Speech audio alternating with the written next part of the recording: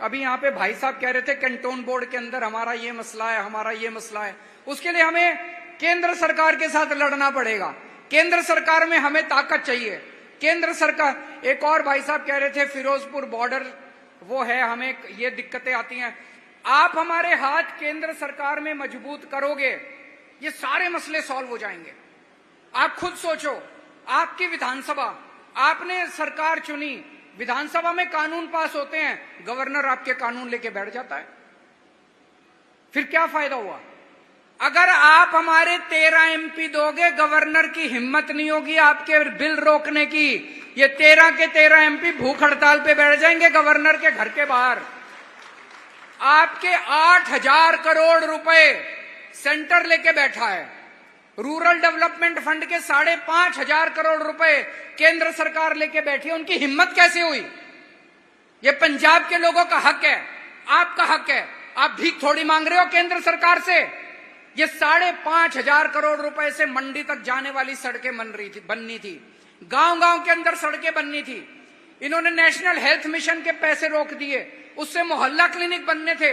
इनकी हिम्मत कैसे हो गई आपके पैसे रोकने की? इनकी हिम्मत इसलिए हो गई क्योंकि लोकसभा में हमारे पास एमपी नहीं है, हम कमजोर हैं। जब हम केंद्र के साथ बात करते हैं, हम कमजोर हैं। हमारे हाथ मजबूत करो। आप हमारे हाथ मजबूत करोगे, ये 13 के 13 एमपी हमें दे दोगे, केंद्र सरकार की हिम्मत नहीं होगी पंजाब के मसलों के अंदर इंटरफेयर करने की। उसके बाद दोस्तों, जिस तरह से आज पूरे देश, मेरे को जिस तरह से गिरफ्तार किया गया, 16 मार्च को चुनाव घोषित हुए, 21 मार्च को इन्होंने मुझे गिरफ्तार कर लिया। मेरी पार्टी के मैं गिरफ्तार हूं, संजय सिंह को गिरफ्तार कर लिया, मनीष सिसोदिया को गिरफ्तार कर लिया, सतिंदर जैन को गिरफ्तार कर लिया, और फिर दिल्ली में आके मोदी जी कहते हैं आओ चुनाव लड़ते हैं। अरे हमारे 4 सबसे बड़े नेताओं को गिरफ्तार कर लिया और कहते हो आओ चुनाव लड़ते हैं, तो चुनाव क्या लड़ोगे फिर? उधर महाराष्ट्र के अंदर मोदी जी ने एनसीपी की पार्टी के 2 टुकड़े कर दिए, उनकी पार्टी छीन ली, उनका सिंबल छीन लिया। शिवसेना के 2 टुकड़े कर दिए, उनकी पार्टी छीन ली, उनका सिंबल छीन लिया। हेमंत सोरेन को गिरफ्तार कर लिया चुनाव के पहले और कहते हैं आओ चुनाव लड़ते हैं। तो सबको पता है चुनाव लड़ने, ये तो बकवास है। जैसे पाकिस्तान में हुआ, पाकिस्तान के अंदर उन्होंने इमरान खान को गिरफ्तार कर लिया, उनकी पार्टी छीन ली, उनका सिंबल छीन लिया, और उसके बाद चुनाव कराया, जीत गए वो लोग। जबकि इमरान खान अगर बाहर होता तो इमरान खान की पार्टी जीतती, सब लोग जानते हैं। बांग्लादेश के अंदर शेख हसीना ने सारे विपक्षी नेताओं को जेल में डाल दिया और उसके बाद चुनाव कराया, शेख हसीना जीत गई। रशिया के अंदर पुतिन ने सारे विपक्षी नेताओं को या तो जेल में डाल दिया या मरवा दिया, उसके बाद चुनाव कराया, 87% वोट मिल गए पुतिन को। हमारे देश के अंदर भी अब तानाशाही हो रही है। इसी चुनाव के अंदर इतनी पार्टियां तोड़ दी, इतने नेताओं को जेल में डाल दिया। अगर इस वक्त हम लोगों ने मोदी को नहीं हराया, जनतंत्र नहीं बचेगा, संविधान नहीं बचेगा, ये देश नहीं बचेगा दोस्तों। और इसमें पंजाब के लोगों को सबसे आगे बढ़ के भूमिका निभाने की जरूरत है। आज मैं अपने लिए नहीं आया, मैं आप लोगों से देश बचाने की अपील करने के लिए आया हूं दोस्तों। ये क्या है? गवर्नर अगर इतने भारी बहुमत से जीती हुई सरकार, 117 में से 92 सीट आपने दी, इतने भारी बहुमत से जीती हुई सरकार की अगर बिल रोक ले तो ये जनतंत्र के ऊपर प्रहार है। ये जनतंत्र को रोकने की कोशिश कर रहे हैं, जनता को रोकने की कोशिश कर रहे हैं। गवर्नर की हिम्मत कैसे हुई जो जनता के द्वारा पास किए हुए बिल रोक ले? अगर केंद्र सरकार आपके 8,500 करोड़ रुपए का फंड रोक ले, ये जनता के ऊपर प्रहार है, जनतंत्र के ऊपर प्रहार है। इसके खिलाफ आप लोगों को आवाज उठानी पड़ेगी।